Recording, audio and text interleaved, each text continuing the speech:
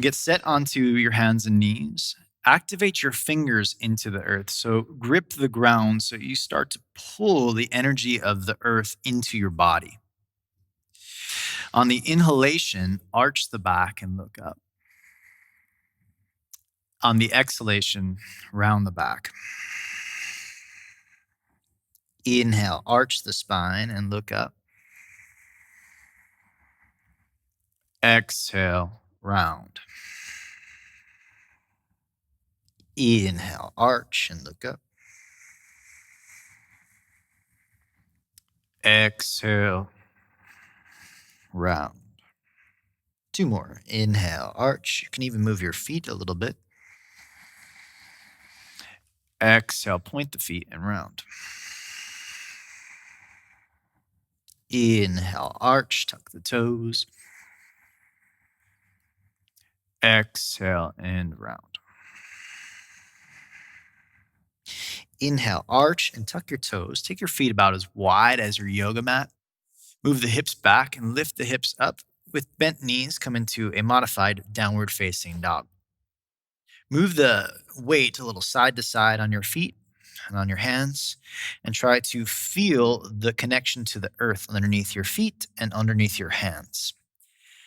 And from that connection to stability, then we can grow strong and tall. So grip the fingers into the ground, push the ground down with your hands, and push the backs of your legs apart to move the hips back. So the wider the feet, a little bit easier it is on the hamstrings and the inner legs. So take a full breath into your legs, into the backs of your legs, and exhale it out.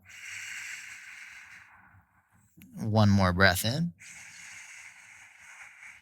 and one more breath out. Walk the feet slowly towards the front of the yoga mat. Keep the feet about outer hip width apart. Come up onto your fingertips or your blocks. And we'll create the sensation of earth with our own hands. So you'll take your hands to your outer shins, fingertips facing down. Create a brace, push inward with your hands until you feel that with that strength moving inward, you can kind of push outward with your legs against it and you stay still. But what happens is the back of the pelvis opens a bit. This is primarily something that we'll focus a lot on in the water practice, but I'd like you to feel that you can create a stability that creates also mobility, which is quite amazing about the practice of earth and water.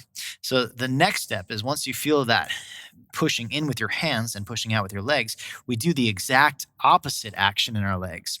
So bring the feet a little closer together and grab a block, place it between the shins, and squeeze the block. Now, this is again the opposite action of what you just did. Instead of pushing out with the legs, now you're squeezing in. And this action in the body is called adduction, squeezing into the midline, and you'll feel your inner thighs activate. Take a full breath, lift the chest a little bit taller, and then release the block and come to a standing position by placing the hands on the thighs or the hips and rising up.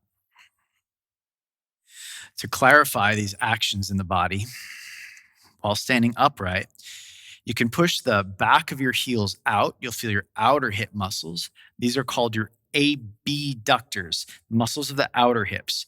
And what we're focusing on today is the adductors, the adductors, by squeezing in. So this is the drawing of Earth's energy into our body, that stability in our physical form.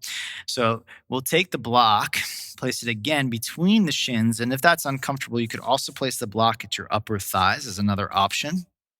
And as you place the block between your shins, squeeze the block with your legs and sit into our chair position. As you sit lower, we'll connect to the earth through our feet. Press the big toe mound and big toe down into the ground and try to lift the other four toes up. That's usually challenging for most people in the beginning, so don't worry if it doesn't quite happen. And if you can, you're going to try to push the pinky toe outward and downward, and what you'll get is kind of an arch or an arc of the foot in the center.